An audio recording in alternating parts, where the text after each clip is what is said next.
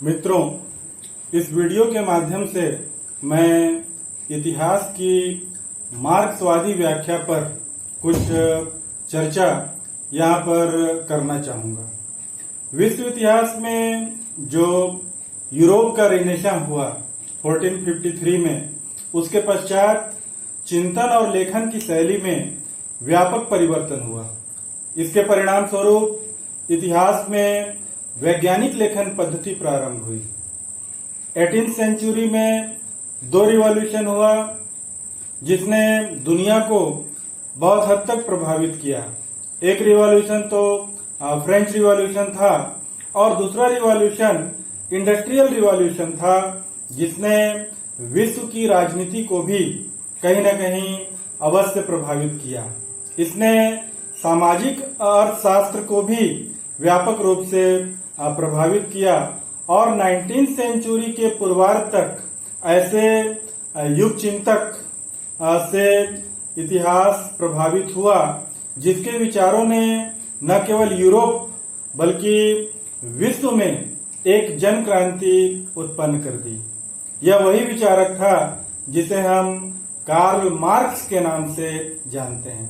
Marks का जीवन दर्शन और चिंतन जहां एक ओर पूंजीवादी व्यवस्था के सुधार को किसान और मजदूरों के समाज में या व्यवस्था में सहभागिता की ओर इंगित करता है, वहीं दूसरी ओर शोषित, पीड़ित, दलित वर्ग के जागृति को भी प्रेरित करने का प्रयास करता है।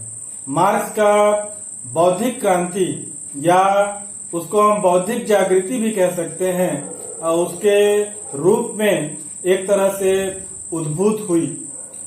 इस तरह हम कह सकते हैं कि मार्क्स की इतिहासवादी व्याख्या को इतिहासकारों की चिंतन में एक नई दिशा दी, जिसके आधार पर जनवादी विचारों का विकास हुआ और वर्ग संघर्ष एवं उसकी समस्याओं के समाधान पर चिंतन की एक नई रीति या नीति की शुरुआत हुई। इस दृष्टि से मार्क्सवादी विचारधारा का अपना विशिष्ट महत्व है।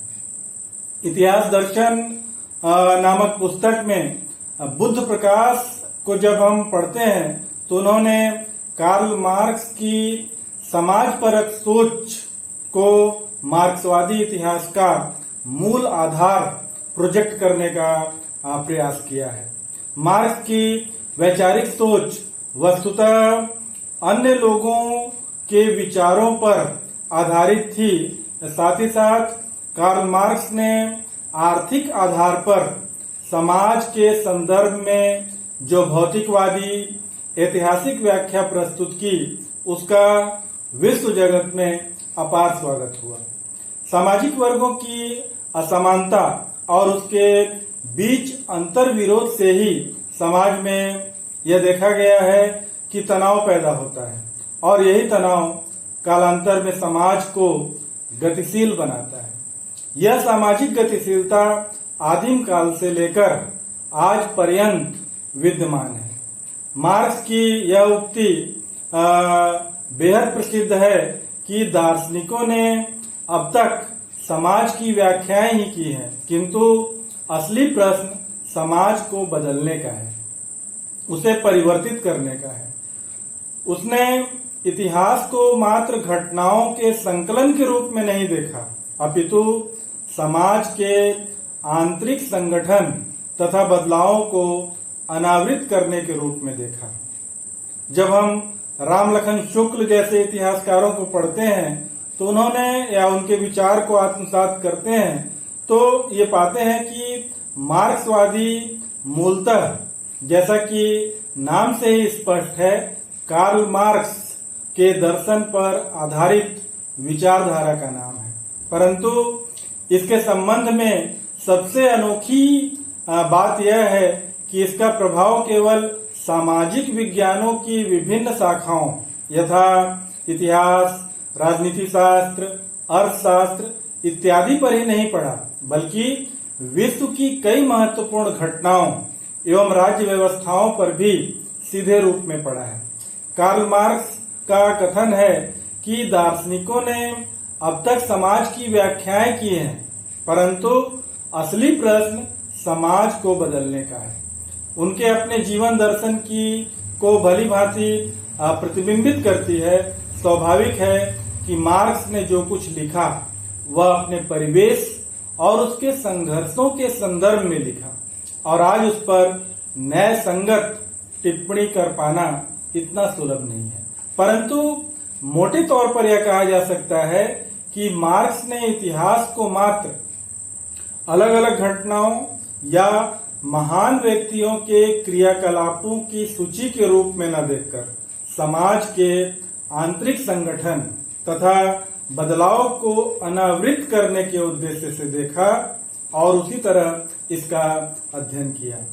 विश्लेषण की इस परंपरा में भी उन्होंने अपने समय की प्रभावशाली वैचारिक प्रवृत्तियों, आदर्शवाद और उदारवाद का विरोध किया और यह प्रमाणित करने की कोशिश की कि किसी भी समाज के इतिहास को समझने के लिए उस समाज की उत्पादन पद्धति को जानना भी बेहद जरूरी है। परंतु उत्पादन पद्धति से केवल वस्तुओं, सेवाओं तथा सत्ता इत्यादि के निरंतर पुनरुत्पादन के तरीकों अर्थात उत्पादन प्रक्रिया से ही नहीं है, बल्कि सामाजिक स्वामित्व से भी है, जिसके आधार पर समाज के उत्पादन संबंध एवं वर्ग संबंध निर्धारित होते हैं।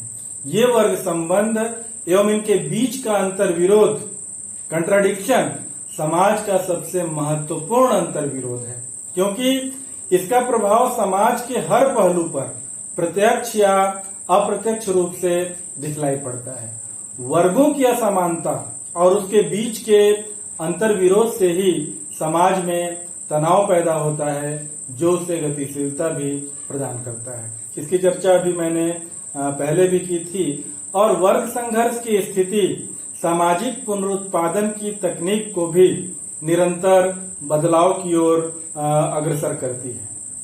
इस प्रक्रिया के फलस्वरूप धीरे धीरे वर्गों का संतुलन नए रूप धारण करता है, जो अंततः समाज को एक उत्पादन पद्धति से दूसरी उत्पादन पद्धति की ओर ले जाता है। कुछ सरलीकरण के साथ यह कहा जा सकता है कि यही ऐतिहासिक भौतिकवाद का सिद्धांत है तथा मार्क्स की उस उक्ति का अर्थ भी है जिसमें उन्होंने कहा था कि सारा इतिहास वास्तव में वर्ग संघर्ष का इतिहास है। कार्ल मार्क्स के इस सुझावों के व्यापक आशय को लेकर विचारकों एवं इतिहासकारों में आज भी जीवंत रूप से बहस जारी है। इसका विस्तृत निरूपण यहाँ पर कर पाना संभव नहीं है, परंतु आधुनिक भारत के इतिहास के संदर्भ में इस समय मैं छात्रों का ध्यान मार्क्सवाद के उस सरलीकृत उपयोग की ओर खींचना चाहूंगा जो मार्क्स के विचारों के अत्यंत ही अनैतिहासिक अध्ययन पर आधारित था और जिसने इतिहास की बहुत सी पाठ्य पुस्तकों में प्रवेश पाकर मार्क्सवादी की लोकप्रिय समझ को शायद अवांछनीय रूप से या स्पष्टता से पहचानना प्रारंभ कर दिया। रूढ़िवादी मार्क्सवाद का मुख्य उद्देश्य यही रहा कि इस तरह के विश्लेषण में मार्क्स के ऐतिहासिक भौतिकवाद के सिद्धांत का अत्यंत संकीर्ण अर्थ लगाया गया। न केवल यह मान लिया गया कि समाज को आसानी से उसकी अर्थव्यवस्था, वर्ग संरचना, राजनीति तथा संस्कृति जैसे विभागों में अलग अलग बांट कर देखा जा सकता है, बल्कि यह भी कि इन आयामों में से पहले दो यानी आर्थिक प्रक्रिया और वर्ग संरचना उत्पादन पद्धति के प्रतीक हैं, जिसे समाज का आधार, बेस या मूल ढांचा, इंफ्रास्ट्रक्चर माना जा सकता है। वही मूल ढांचा समाज की अधिरचना अर्थात राजनीतिक एवं सांस्कृतिक प्रक्रियाओं का सीधे सीधे निर्धारण भी करता है। हमने पहले भी ये जाना कि यह पूरी अवधारणा वास्तव में मार्क्स द्वारा प्रयोग किए गए उत्पादन पद्धति शब्द की भ्रांत व्याख्या पर आधारित है और मार्क्स के पूरे ऐतिहासिक विश्लेषण को अत्यंत संकीर्ण और सरलीकृत छवि देने के लिए जिम्मेदार रही है। इसके विपरीत मार्क्सवाद के कई रचनात्मक व्याख्याकारों ने इस बात पर जोर दिया है कि कार्ल मार्क्स के लेखों का अभिप्राय ढूंढते वक्त हमें तत्कालीन आदर्शवादी एवं स्वप्नदर्शी विचारधाराओं का संदर्भ विस्मृत नहीं करना चाहिए, उसे भूलना नहीं चाहिए, जिनके विरोध में मार्क्स ने अपने दर्शन की स्थापना की। इस व्यापक परिप्रेक्ष्य को ध्यान में रखकर कार्ल मार्क्स के सुझावों पर इतिहासकारों में काफी विचार विमर्श हुआ। इस बहस के सभी आयामों को यहाँ पेश करना संभव नहीं, परंतु इनमें से जो रिमार्केबल है, जो उल्लेखनीय है, जिनका समावेश आज भारत के कुछ महत्वपूर्ण इतिहासकारों के लेखन में हमें देखने को मिलता है। इस दृष्टिकोण के अनुसार मार्क्स के उत्पादन पद्धति से संबंधित सिद्धांतों की उपयोगिता केवल अर्थव्यवस्था को समझने में ही नहीं है, वह राज्य प्रणाली और संस्कृति जैसे पहलुओं के लिए भी स्वतंत्र रूप से सार्थक है, क्योंकि समाज में उत्पादन केवल वस्तुओं और सेवाओं का ही नहीं, बल्कि साथ ही साथ जनसंख्या एवं बौद्धिक उत्पादन के साधनों में भी होता है। यदि खेतों, कारखानों इत्यादि में भोग की वस्तुओं का उत्पादन होता है, तो विद्यालयों, पूजा घरों इत्यादि में विद्यमान वर्ग संघर्ष की वैचारिक प्रभुत्व के पुनरुत्पादन की भी निरंतर चेष्टा की जाती है। और जब हम कार्ल मार्क्स के उत्पादन पद्धति के सिद्धांत की बात करते हैं, तो हमें इस संपूर्ण उत्पादन पद्धति को ध्यान में रखकर ऐतिहासिक भौतिकवाद की कल्पना करनी चाहिए। इसके अलावा यह भी ध्यान रखना चाहिए कि किसी भी तरह का निर्धारण हो, वह इतिहास के हर परिवर्तन पर एक फार्मूले की तरह सीधा सीधा कभी लागू नहीं होता। वह मात्र एक दीर्घकालिक परिवेश या संदर्भ बनाता है, जिसके अंतर्गत मानव की चेष्टा, ऐतिहासिक संयोग तथा अन्य सामाजिक आयाम सभी मिलकर परिवर्तन की दिशा का एक तरह से निर्धारण करते हैं। इसी प्रकार मार्क्स की उत्पादन संबंधों एवं वर्ग भेद की अवधारणाओं का भी अभिप्राय रचनात्मक नजरिए से लेना आवश्यक है। बहुत से मार्क्सवादी कहलाए जाने वाले इतिहासकारों ने सामाजिक शोषण की पहचान मुख्य रूप से आर्थिक आधार को दृष्टिगत रखते हुए की, जैसे यूरोप के आधुनिक काल में पूंजीवादी शोषण की परिकल्पना या मध्यकाल के सामंतवादी शोषण का विश्लेषण इत्यादि। जबकि नारी शोषण या तथाकथित साम्यवादी राष्ट्रों में अफसरशाही के आयामों को इन विचारकों ने अमूमन नजरअंदाज किया या गौण मान लिया। हर प्रकार के शोषण एवं सामाजिक अन्याय को मार्क्सवादी विश्लेषण की परिधि में लाने के लिए शायद यह उचित होगा कि उत्पादन प्रक्रिया के सिद्धांत की तरह ही उत्पादन संबंध की परिभाषा को भी एक नया रूप दिया जाए। यह ध्यान रखा जाए कि शासक वर्ग वह है जो उत्पादन के साधनों का नियंत्रण रखता है, केवल आर्थिक प्रक्रिया पर ही नहीं, बल्कि राजनीतिक व्यवस्था, संस्कृति, परिवार इत्यादि के पुनरुत्पादन के साधनों पर भी। यदि हम यह ध्यान रखें कि घर में पत्नी पर अत्याचार करने वाले मर्द बड़ी सफाई से सामाजिक प्रतिष्ठा का भोग करने वाले आराम पसंद छद्म बुद्धिजीवियों और अन्य लोगों द्वारा किए जा रहे अप्रत्यक्ष शोषण को भी विश्लेषण के दायरे में अधिक स्वाभाविकता के रूप में शामिल किया जा सकेगा। यह एक अन्य सिद्धांत जिसको लेकर स्वयं मार्क्सवादी विचारकों में काफी विवाद रहा, काफी डिबेट रहा कि कार्ल मार्क्स की वर्ग संघर्ष की जो अवधारणा है वह सर्वमान्य है कि सामाजिक वर्गों को दो रूपों में देखा जा सकता है, वर्ग अपने आप में और वर्ग अपने लिए। एक से तात्पर्य उस समुदाय से है जिसके सभी सदस्य एक ही प्रकार के उत्पादन संबंध रखते हैं, जबकि दूसरे से अभिप्राय उस समुदाय से है जो अपने उत्पादन संबंधों के प्रति सचेत भी है और अपने वर्ग हित के लिए संघर्षशील भी है। परंतु विवाद इस मुद्दे पर है कि किसी भी समाज में पहचाने जाने वाले अन्य प्रकार के समुदायों, जैसे अलग अलग लिंगों, जातियों, धर्मों इत्यादि के जो परस्पर तनाव हैं, इनका वर्गों के संघर्ष से किस प्रकार का संबंध हो सकता है एवं इन तनावों में सामाजिक परिवर्तन में अपनी अहमियत क्या है। एक अन्य महत्वपूर्ण मसला यह है कि वर्गों को ऐतिहासिक प्रक्रियाओं, हिस्टोरिकल प्रोसेस के रूप में देखने की बजाय हम बने बनाए ढांचों यानी स्ट्रक्चर के रूप में देखें और उन्हें मानवीकृत करके इतिहास के पृष्ठों में उनसे विद्रोह कराना, उनसे नीतियां बनवाना या शोषण करना जैसे वे एक शरीर और विभाग वाले जीव हों, इसे यहाँ तक उचित माना जा सकता है। उसे कहाँ तक उचित माना जा सकता है? उदाहरण के लिए यदि हम कहें कि 17वीं शताब्दी का इंग्लैंड का गृह युद्ध सामंत और बुर्जुआ वर्ग का संघर्ष था, तो यह तर्क की दृष्टि से कहाँ तक न्याय संगत होगा?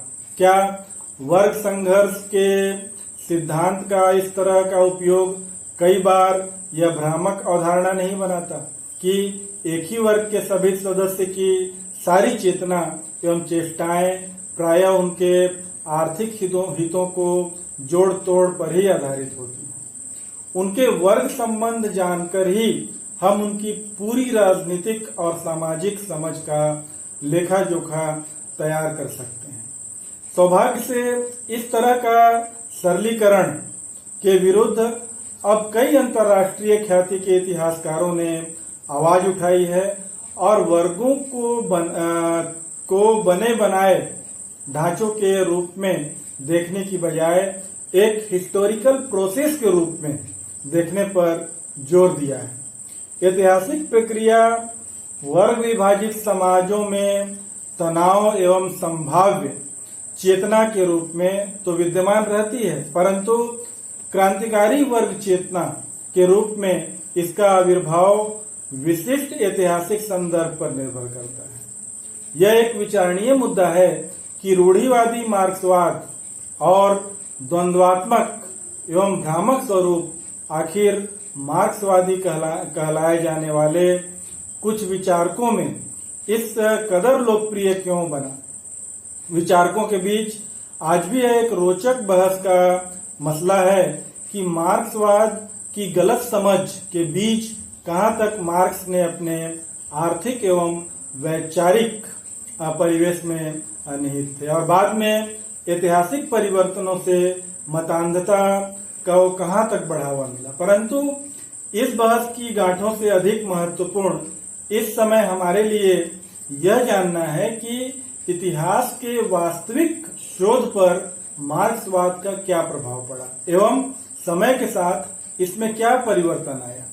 यूरोप के आधुनिक इतिहास लेखन में मार्क्सवादी स्वर काफी पहले से ही परिलक्षित होने लगा था।